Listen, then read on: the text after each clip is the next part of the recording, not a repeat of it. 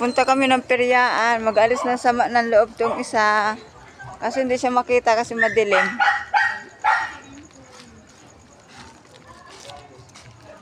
Ito.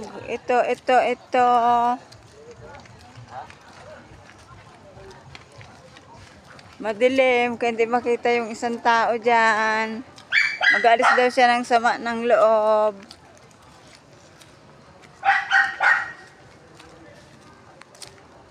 Hi guys.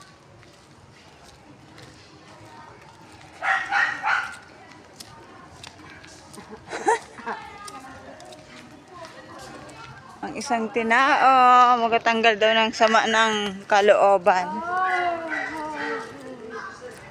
Papunta po kami sa peryaan.